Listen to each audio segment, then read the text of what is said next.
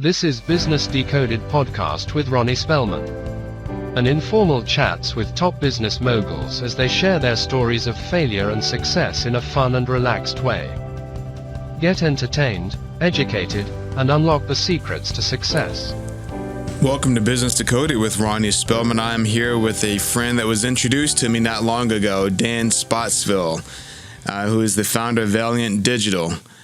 Dan, I am excited to have you here in our studio. You have a really special background, so welcome. Yeah, thanks for having me, Ronnie. Yeah, pleasure to be here. Excited to talk. You're a seasoned entrepreneur, a visionary leader. You're doing a lot in the social media space. You operate digital campaigns. You started the business a few years ago. Correct. Tell me about it. Like, it's a cool business you have. Yeah. So I think I started my agency when building an agency was a thing, you know? So started my agency 8 years ago. And you call it agency because it's marketing related or? Yeah, because it's marketing related. Okay. So I'll be honest with you. When I first started this marketing agency 8 years ago, it was called Lift Media. But then I got some investors early on. So we did a name change from Lift Media to Valiant Digital. It's called Valiant. It's spelled incorrectly, but it's pronounced Valiant because, you know, we decided that it takes a lot of courage for somebody to start a business, right? Wow. So you got to be courageous. Sure. It also takes a lot of courage for our clients to trust us with their hard-earned money, right? To run marketing campaigns on their behalf for their business. And the third thing is for like our team members, it takes a lot of courage for them to be themselves. And I encourage that in our culture. So it kind of plays a part in all three areas for our business. So that's why it's called Valiant Digital. So what was your goal when you started it? What did you want to achieve? What made you start an agency? Yeah, that's a great question. I've always had a thing for actually video production in high school. So I did that for many, many years. But I think maybe stereotyping myself a little bit, being half Japanese, like I found out that I was really just naturally good at math. Okay. Right? So being naturally good at math, marketing involves a lot of math, whether people realize that or not, to build these like pretty complex like digital funnels that we build out, which in turn, you know, generates leads or creates awareness for the organization to be able to close deals, right? All of these are number based. So I kind of took that and I like to be a creative. So I'm kind of like half and half, you know, I'm a numbers guy, but then also like very creative in my own way. So figured marketing agency is the way to go. Bought a course. I think like everybody else kind of sometimes does. So you didn't go to school, college for marketing or anything, but you just kind of had this inspiration to start it. Yeah, I've always been very ambitious. Never graduated college. To be honest with you, I partied a lot my freshman year and sophomore year. So learned a lot about that scene, not the business scene. One other fact I could share with you is that I never read an entire book until my freshman year in college, and it was a philosophy book because, you know, I was resourceful, so I kind of finagled my way through high school and I played sports and all of that. But I read my first book in college and never graduated, but had the ambition. And I think the other part is like I just didn't know what it took to build a business. You know, I was kind of naive. So you couple that with, you know, determined to create something for myself and my family and some of these goals that I've personally set. Here I am today. So it's funny. Some years ago, I spoke to a group of high school students and we were talking about essentially drive. And I mentioned to them in a term that I thought they could understand, building a business is really about hustling, just knowing what you want to build and then working hard at it, just staying committed to it. And it sounds like that was kind of your focus as well. Yeah. And there's a Japanese terminology called ikigai. You know, ikigai means like, you know, picking one thing within your life and like really pursuing that and focusing on that. So that's something that my like grandmother instilled in me when I was a little kid. So I felt like I found that starting this agency because the overall goal for this agency was to, I used to say like create this playground, you know, to where you can work, be creative and have fun with a good culture. So that's what I've been really striving to build the last, 8 years or so. So it's neat. So I would definitely want to get into more of what you're doing from a business perspective, how you transition both names, because that's a pretty interesting point that you made. I think a lot of business leaders would understand it. But walk me through growing up in Japan. I understand you were born there, grew up there. Walk me through what that looked like. That's incredible for you to leave at 18 and presume and come to the U.S. and then start this journey in business. Sure. Born and raised there, half Japanese, half Creole. So my dad's from Louisiana, Black and French. Cool. I speak it fluently. But, growing up in Japan is different than here. I don't know if you've ever been to Japan or not, but the culture is completely different. The way people are, I think, look, I'm not knocking anybody here in the United States. I love the U.S., right? I mean, I'm an American citizen, but people out there tend to be a little bit more respectful. They seem to be a little bit more focused on, like, the task at hand. Right. And, taking karate and, like, learning discipline. So, like, the things that I was taught in Japan doesn't necessarily, like, happen here in the United States, like, more often than not. So I learned a lot of my values and like who I am, like really just being over there in Japan, I think, which has helped me, to be who I am today. But it's a very interesting culture, though. For sure. So what was it like growing up? Did you get into? You said you were into sports. Yeah. And then I want to come to your mom's business because I think that's cool. But in addition to the values, what was life like for you? You had sports and some other activities. What kind of sports? Yep. I played everything from soccer to basketball to swimming to martial arts. So my parents kept me busy, so I'll stay out of trouble. Right. Because I was a kid that would just kind of find my way into places where I shouldn't be. Right. But no, sports was really, I think, a lifesaver for me because it really kept me focused. And because I was just always antsy. Like I always wanted to be out, like, during the summer. And, I grew up in the 90s, so I was born in 84. But in the 90s, you leave the house at, sun up, like 7 a.m. I didn't come home till like lunch to eat food, and then I was out of the house again until sundown. That's the kind of life. It's funny. That was my same existence growing up. In the summers, especially, we were out playing football and sports, and really just enjoying being a kid. Sure. Come in for lunch, my grandmom would cook for me. Me too. Same thing. And then I was back out, and we were in front of the house by the time it got dark. Yep. But you learn so much just about life and having a good upbringing. I agree with that. So, growing in the 90s is a little bit different than, kids growing up these days. But, no, outside of sports, I mean, when it came to school, like, I didn't pay attention to it whatsoever. Sure. I don't know, school just wasn't my thing. Right. But I did always have the drive, though, because, like, even when I played basketball, I mean, I probably play like 5 hours a day. On the weekends, I'm there till midnight, like Friday. Like I would be at the gym until midnight. I mean, this is not exaggeration. Sure. And then Saturdays, I'll be there I'll go to the outside basketball courts in a place called Mihama. So the island I grew up on is Okinawa, Japan. So like it's the Hawaii of Japan, basically. Nice. So they have these basketball courts by the beach. I get there at 9 a.m. when the courts opened up, and I'll be there till 9 p.m. on Saturday. So like when I focused on something, like I was just obsessed. Like usually when I got into something, like, or if it was like Dragon Ball Z cars, anime cars, or sports or whatever, I always had the tendency to be obsessed, which I see that now for myself, when I'm running the business or when I try to start something, I kind of get obsessed with things. And did you have the AI Allan Aon Crossover?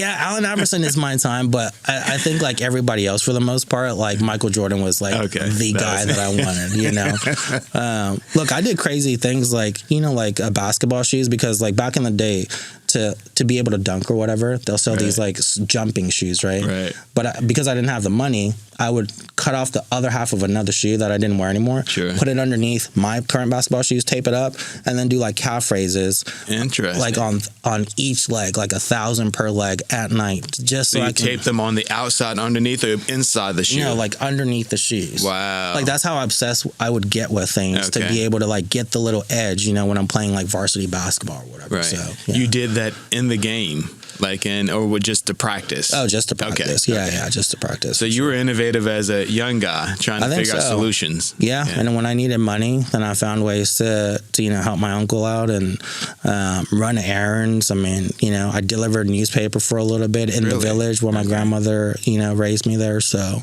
yeah, I did some interesting I was at an event just last night where his first job was delivering newspapers. And I think Ross Perot Sr.'s first job was delivering newspapers as well. So I don't know if a lot of people today knows what a newspaper is, right? Probably not. Or knew that you had to deliver them. You didn't get them in your inbox. Yeah. In Japan, they had like little folders, like plastic folders. You can just dump it in there. Ride my bicycle around the neighborhood and just put it in there. How old were you when you started delivering? Maybe like 7. Oh, wow. 7 or 8. You started young. Yeah, I did. Like, because, we weren't well off or anything like that. Sure. So, like, even when my parents couldn't get a bicycle, like, I found one in the dumpster, took that, went to the tire shop in the village, got the guy to agree to me to fix my tires if I run errands for him for the next 2 weeks or whatever.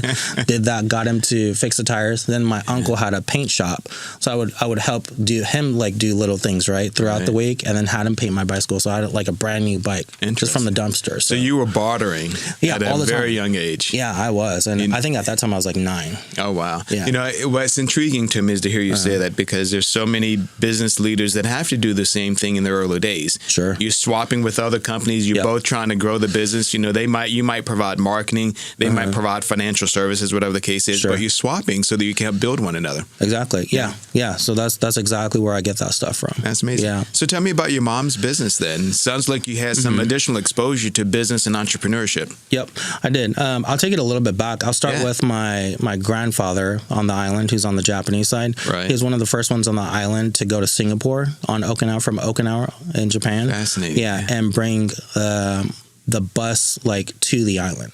Okay. Yeah. So, and then my grandmother also had a storefront. So half her house was a storefront where she showed sugar, rice, sugar canes. We had pigs, chickens, goats, all of that. Yeah. Did she have you working in the shop? What was your role? No, I was, they closed the shop up when I was 4. So by the time I was able to help out, they shut that down. But so that kind of where it stems from my grandmother's side and my grandfather. But then my mom was a entrepreneur herself. So she's had her own cleaning business and her own real estate company. Oh, wow. Yeah. So that's what she did on the island. What is that market in Japan like for real estate? I don't know if you had any involvement, but I understand it's a busy market, real estate. Yeah, and it was in the mid to late 90s. So my mom did the door knocking. So I would be in the car. So I got to watch this when I was in middle school and early on in my high school years. On the weekends, she's working Saturday, Sunday. She's working, I remember her being up from 4:30, 5 a.m., working all the way till, late into the night. But the way she got sales is door knocking back in the day, in the 90s. She didn't have money to run print paper ads or anything like that. So she just went knocking on doors. Isn't it fascinating? I was having a conversation about this, that as a young man, you probably seeing your mom do this. You didn't have perspective or necessarily understand it. Right. But as an adult, you look back and you realize, wow, that had a huge impact on me in setting you up for your own journey in business. It really does. I learned hard work from my mom and kindness from my dad because we volunteered at some handicap schools. But no, my mom taught me a lot about hard work. It gets hot in Japan, and I promise you, those heels, they're glued on. Right. She's been outside so long, those things would fall off sometimes. She really grinded to put food on the table and bring money into the house and stuff like that. Wow. So, if a little Asian lady can do it, I'm sure, I told myself when I was in my 20s, I could do it too, kind of thing. So that's impressive. So I want to get to your transition in a moment at 18. Sure. But tell us about your dad as well. Your dad was a United States Air Force service member. Yep. He was actually part of the Tuskegee Airmen. He's that old. Yeah. I'm the youngest out of 9 kids. So my dad had 9 kids. So he was a Tuskegee Airman? But he was not the pilot. He worked on the planes. He was an engineer. Yeah. That is impressive. Yeah. So he's that old. He was born in 1931. Okay. But he joined the Air Force when he was 16. I guess I could say this. He did one of these, back in the day, and then changed changed his date of birth. Right. So some says 1931, some says 1933. Right. But nonetheless, he joined the Air Force. He ended up in Japan. He ended up liking it there. So he was there for 30 some years, until he came back to Louisiana. Okay. And he's passed away for about 15 years now. Okay. But no, he was a great guy. What an inspiration, though, to have someone with that level of experience, commitment to service, and just someone that you can model yourself after. For sure. Yeah. No, he did a lot of volunteering, and like I said earlier, kindness is something that I learned from my dad and not my mom. So that's cool. Mm-hmm. So what made you leave Japan? So that's your home, born and raised there. You're 18. Right. What was that next journey for you? Yeah. For me, I knew that being on the island, there was limited opportunity for me, right? So because I hadn't been to America just yet. So from when I was 18, I had the perspective of the American dream that people talk about. Real quick, don't lose your thoughts. So born in Japan. Yes. Your father is American. That's correct. And you'd never been to the U.S. by the time you're 18. That's correct. Interesting. Yeah, which is not the norm, because I did go to school with all the military kids, right? DOD kids, like on the base, but I lived off the base. My dad worked on the base, but he just never took me to the United States. He was like, no, I want you to grow up here. He had his reasons why, though. Sure. So yeah, I just never been to America until I was 18. Wow. Yeah. And what made you decide to journey to the US? It was, I still, I would watch movies, and it sounds so old school for me to say this, but I just had this like vision of like America being a certain way, because like you got to think, like being in Japan, sure, I was around Americans and stuff, but because I've never set foot on like American soil, like I really looked at it like as an American dream. Like I want to come here and make something of myself. Obviously I had dreams of being like an athlete. That was like my number one goal, but I realized like, my athleticism just wasn't there. So, which kind of probably put me into like a little slump and depression between like 19 and maybe like 23 until I started figuring things out, and this isn't the way. My dad passed around that time, which kind of woke me up. That kind of happened too. So it really put me on a different trajectory when I was like 23. So where did you land when you reached the U.S.? What was the game plan? So you thought you'd come to the U.S., but did you have any New York City, Texas, California? What was the game plan for you? I applied to a bunch of different colleges, like Texas Tech. I wanted to go there. I went LSU, Lafayette. My dad made me apply to Lafayette, Louisiana, Raging Cajuns. Of course, I get accepted to all of them, but he forces me to go to Lafayette, Louisiana, because he had, friends and family that could kind of like take me in, me being in the States for the first time. Yeah. So like, I understand it now, but didn't like it at the time. Right. So no, I went to college my freshman year, learned a lot there, transitioned from Lafayette to UTSA in San Antonio. Oh, interesting. Yeah. That's where I got into a lot of things I shouldn't have. Sure. And then, things transpired, and I landed a job at a company called Altel Wireless, which was bought by Verizon back in 2008. Okay. Altel Wireless is where I read my first book after college, called Think and Grow Rich by Napoleon Hill, which I'm not kidding, I was half tipsy at the bookstore. I was so depressed. I was like, I got to change my life, right? So I was in the bookstore still drinking, right? In a Sonic's cup. I still remember this day. And I never read a self-help book, but the one that I landed on in that area of self-help was Think and Grow Rich. I was like, oh, this book sounds good. So that was the first self-help book that I read. So you're drinking in a cup disguise in a bookstore. That's correct. And you find this book and decided that you needed to pick it up. Yeah, picked it up, bought it. And then I got the job at Altel Wireless simultaneously. Right. Didn't know much about sales. So by this time, had you officially left college? Yeah, I wasn't. It didn't seem like I was going to go back. Right. I kind of had the thought I wanted to go back, but I'm about 23 at this time. Okay. So, went in there. I did pretty good. Like, the store had it was in Bossier City, Louisiana. The store had about 20 sales reps. It was a pretty big store for a cell phone company, because cell phones were just coming up, so pretty busy. I think I landed at like number 15, but then when I started reading the book, then I went to number 10. By month 3, I was number 1 in the store. But then by month 4, I was number 1 in the entire company. So like that number one out of 5,000 sales people. At Altel Wireless. So that 4 to 5 month period at 23 like changed my life, because reading that one book led to reading multiple books after that, like consistently, and I haven't stopped since then. That's fascinating to me. So what was it you think about the book that changed your perspective for you to get number 1 in the store and then number 1 in the country? That's a huge accomplishment in a fairly short period of time. Yeah. The thing that sticks out to me from Think and Grow Rich is, I think it made me realize it was like the first influence in my brain that the light bulb went off of, one, like I shouldn't feel sorry for myself. And 2, some of the things that's taught in the book is, how to look at the world. And if you're in this situation, it teaches you like, hey, your starting point just happens to be here. Right. You can get yourself to where you want to go. Right. That's amazing. Yeah. And then it also teaches you like what's important to other people. So it kind of starts to create that awareness within you if you read it and you're accepting of the words that are coming out of the book. Right. So yeah, I took a lot of bits and pieces from it, and I started to just implement it. That's all I did. So that's pretty wild.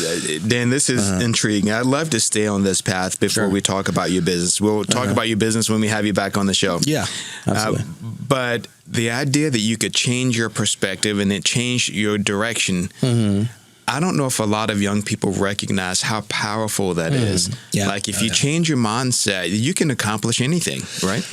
That is very true. And I tell this to people a lot. You know, I used to be the guy that would look at, you know, because I didn't have anything, like the guy that's driving the Mercedes or the Cadillac, man, he's probably a douchebag kind of thing, right? I had that thought. But the rich people and wealthy people are probably one of the nicest people that I've met in my life nowadays, right?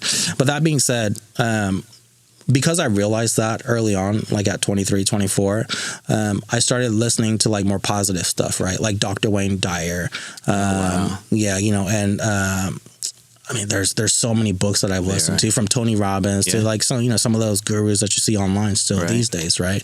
But listening to those things, I also started listening to it like when I went to sleep. So I came across a book that you can change your, subconscious mind. So like literally my negative thoughts, because look, I know that your brain can only process so much information. Right. So if I had negative information, my simple thought was like, why don't I just push it out and just fill it with positivity? And literally that's what I did. I went to sleep listening to positive books. I still listen to a book called 100,000 Positive Affirmations. I listen to that a couple times a week. Interesting. But I'll go to sleep listening to it because while you're sleeping, you're listening to positive things, right? And I kid you not, I've had some people do this and they change as a person within like 2 to 3 weeks. You can see like they're more positive. They have a more positive outlook on life. And that simple thing that you do just before you go to sleep, instead of looking at social media or like watching TV, listen to a positive audiobook. It sounds corny, but I promise you it's not. Interesting. And I see the world that way now. Like I'm on this side of the world to where like challenges are opportunities, like all those cliche things that you hear. Like that's how I see the world now. So it's interesting that you mentioned the cliches, but what's cool about it is that the cliches that you hearing, how do you push the negative out and focus on the positive? Sounds like it's worked for you. You got a college education on your own. You have a self-college education based on what I'm hearing you say you did. Yeah, if you look at my phone right now, I probably have at least 400 audiobooks that I've listened to in the last few years. Yeah. Like even like right now, I'm listening to Green Lights by Matthew McConaughey. Okay. Because one of my sales guys is like, hey, like you should listen to it. So I'm listening to that. But I'll switch on. Like I'll listen to marketing stuff. I'll listen to spiritual stuff. I kind of switch it up all the time, innovation, but I'm constantly listening to audiobooks though, trying to feed my mind. Now, so after you become first in the nation, then what happened? Yeah, I wanted to move up in management, had no management experience, got denied multiple times, applying for a manager. But then one of my VPs that I'm still grateful for, named Prentice, took me to breakfast to... it was Waco or Temple. I think it was Temple, Texas, right? And he had a regional sales manager named Miss Miano, which I still keep in touch with both of these people. They say, hey, look, Prentice told Miano, hey, you're going to take him under your wings. So through breakfast, he gave me the job to go look over like 5 stores. So instead of store manager, he made me a floating manager for all 5 different stores in Central Texas. So I had Waco, Temple, Sherman, Wichita Falls, and South Dallas. Right. So I just got kind of thrown into it and learned a lot about management. Right. But then he also gave me a book. He said, read this one book before you start. And it was a book on servant leadership. Okay. So that's the book that he gave me. He said, hey, this is what I practice. This is how I lead. I need you to read this book. So I did. And that's kind of been my motto on how I lead as well too now. What made you think, why do you think he took a gamble on you? Since you've been turned down for positions, why did he take a gamble? I think because he saw that I was ambitious. I know. I'll tell you why. He took me to dinner one night. Right. And then he was like, hey, look, what are you trying to do? Like you keep getting, denied for these managerial roles. I see that you're the top seller, because I consistently stayed as number 1 in the store and probably floating between like number 1 and number like 10 or 15 in the entire like country for Altel Wireless. 5,000 you say, right? Yeah, 5,000 salespeople. Yeah, consistently. So he was like, what do you want? I said, I want to be where you're sitting. So that's cool. What I told him. He was like, okay. We had dinner. And then just within a few short weeks, he called me to Texas and he gave me the job. He didn't even tell me. He was like, hey, just come out here to Texas. It's good when you can find not just a mentor, but someone who's willing to sponsor you into that next level role. Someone to say, look, come learn from me. I'll help you out. I'll look out for you. Yep. And they give you an opportunity to test you. They coach you along. They don't necessarily cut you off if you make a mistake, but walk me through what that period of time was like, because that's fascinating that you now over several stores within the region, you have someone that seems to be willing to look out for you. Yeah. I could tell you within the first week, because like everybody knew who I was kind of, right? Like within the sales, like retail stores, because they saw my name on the scoreboard. So if you're a sales guy, you're always looking at the scoreboard. So you always see my name up there. You're a little celebrity. You're the Michael Jordan then. Within until like I had somewhat of that. You're the GOAT going for me. Yeah, I had that for sure. So when I got to the store, you got people that fall into a couple categories, right? People thinking that I'm selling the wrong way. I'm like, effing people over. Then you got the other people that want to learn from me, like, hey, Dan, like, teach me how you did it. Then you got those other guys that challenge me. Well, unfortunate for me, I met more of the people that challenged me. And because I wasn't ready and because I was selling it honestly and hitting those numbers, I mean, my first week, I cussed this guy out because he made me so mad. And then I'm just too young, right? I just didn't know how to handle that situation. But the biggest thing I learned from that is that, one, I can't cuss people out. At 24, I was 24 at the time. Because all of this happened for me within like 7 months from starting at that company. So like in month 7, I was over that. So cussed him out. That didn't go well.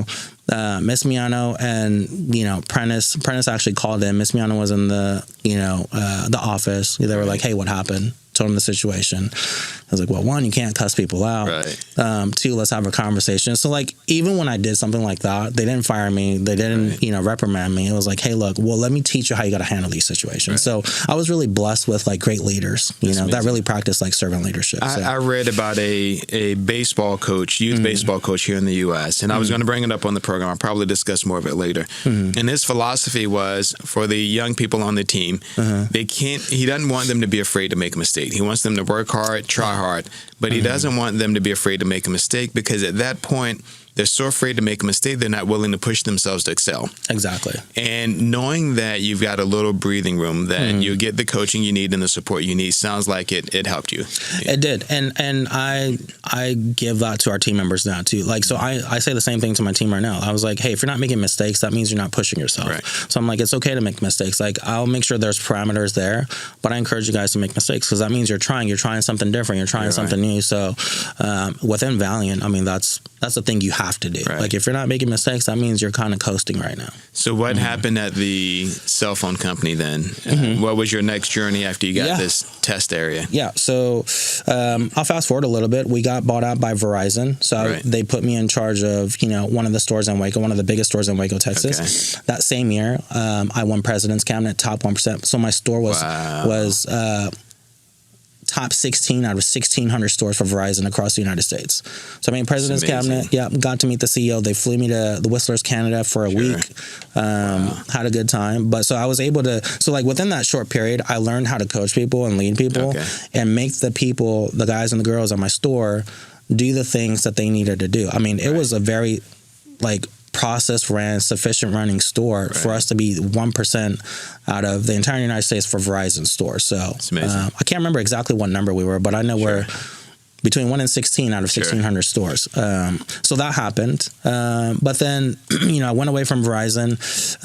I was about to start my own business called Energy Express. We won't get into that because it's a bad idea, that's okay though. So don't lose your position of where you are, but there's so many people that start businesses and the first several are just flops, but they learn so much. I mentioned this on one of the other programs. I was listening to an entrepreneur and he said from a business perspective, either you're winning or you're learning. You don't lose. Either you're winning or you're learning. So I presume it was a learning experience. Sure. Yeah, you lose when you stop. Right. For sure. Right. But I'll tell you about it. So I had this idea of, and I think there's one in Frisco that I had this idea for. So I was into energy drinks. Okay. So I called it Energy Express. So basically because I liked Red Bull or, a Red Line or all these different Monster energy drinks, I had this idea of like, hey, you can call us and order, 6 Monster energy drinks or 6 Red Bulls and we'll deliver it to you. Okay. And then I also wanted this retail place to where you can, instead of drinking coffee like Starbucks, you can drink energy drinks and play video games. Okay. That's what I wanted to create. Sure. But this is,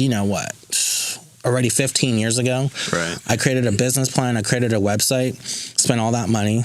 The dumbest mistake I made is buying inventory and buying an SUV, not thinking about, well, one, am I going to get the loan from the bank? And obviously, I'm like, 26 at the time or something like that, 25. You go to the bank, taking my mom with me, for some help. I have this business plan, went to Chase Bank, asking for, I asked for $250,000. Sure. Of course I got turned down, right? I just didn't have any idea of how to to run a business or start one. So I tried that. I tried, some like internet sales and like courses and stuff. Real quick though on that Energy Express. So you didn't get the loan, but you had a truck and you had inventory. Yeah. Wow. And then I created flyers for it. I created like 30,000 flyers for it because I was ready to go. Right. But so when I was ready to go and I was going to launch the website, kid you not, like the following Monday or whatnot. So like, I don't know, maybe like 8 to 10 days from I was launching the website, right? And just going live. I was like, I'll just grind it out. What happened is I got a call from Prentice that weekend before. And this is how this is your former mentor at Verizon. Yeah, former mentor. Yeah, he was the vice president. Yeah. Right. He called me and said, hey, what are you doing? I was like, nothing, I'm at home. He was like, hey, can you get on the plane in 2 days on Saturday and fly out? I was like, fly out to where? He was like, the Virgin Islands. Oh, wow. And I said, where's that? He was like, look it up. He was like, Google it. Right. So I did. He was like, can you fly out there? I was like, sure. Obviously it's for a job or something. I was like, what is it for? He was like, it's my colleague named Tony Shepard. So Tony Shepard is a general now for the Army. Okay. Yeah, for the Army's reserves. So he's a 1-star general. Very cool. But he was like, hey, I got this guy named Tony that I want to introduce you to. I think you'll be a good fit because it's the island. And Prentice was like, I know you grew up in the island, so I think you'd be a good fit in the Caribbean. Okay. He was like, can you get on the flight? So I get on the flight, meet Tony. They, pampered me for 2 days, put me in the Marriott at St. Thomas on that cliff, nice view, beautiful beach, took me out to like lobster and all this other stuff, right? He was like, you're still in your 20s at this point, right? Yeah, still in my 20s. He was like, hey, do you want the job? And it's to run the stores. He was like, you'll be a store manager. But he was like, look, I promise you this. He said, I'll teach you about the business, right? I was like, okay. I didn't think too much of it. Sure. So I had a decision to make. Hey, do I take this salary that guarantees me money and I get to go live in the Caribbean for free and rent was paid? They let me pick out a car that I wanted. Oh, wow. Yeah, it was pretty insane. It was a sweet deal. Or do I go try this thing that may or may not work? So I ended up running away from that. Chose to go to the Caribbean, which was probably one of the best decisions I've made. Nice. So what he did there was interesting, and I could say this in 30 seconds. So he put me in the store. And then I conquered that. Like, so I, changed team members, put systems in place, that I knew from like Verizon and Alltel Wireless. So the store started running well.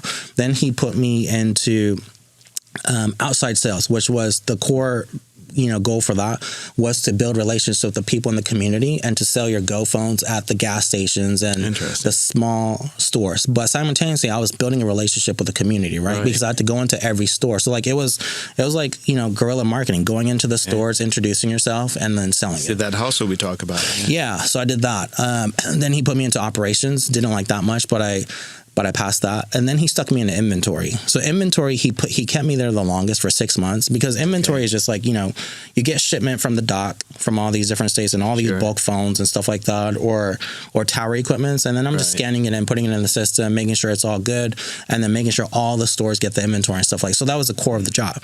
But then he wouldn't move me out of inventory. So I was getting pissed off and I was like, hey, I'm ready to quit this job because you told me like I was going to like learn a lot. And I was like, Tony, like I've been in this position for 6 months. He was like, well, you haven't done anything with the job. I was like, what do you mean? He was like, go think about everything else that you've done in every other position. So I said, okay. I was mad. I was thinking about it. So I started looking at the slips of the way the phones were coming into the Virgin Islands, who was shipping and stuff. Took me just a couple of hours looking at that slip and how the shipments were coming into our stores and whatnot, and who we were using, what the quotes looked like.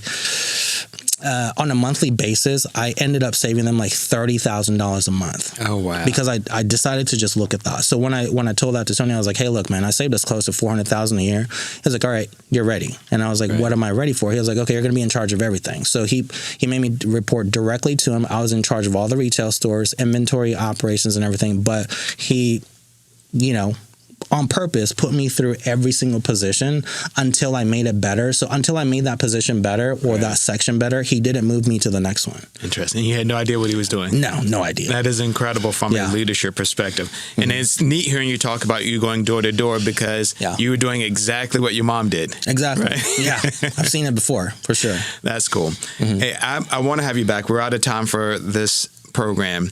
But I want you, when we come back, to talk about your Valiant Digital, how you got there, what you do, because your work and service is incredible.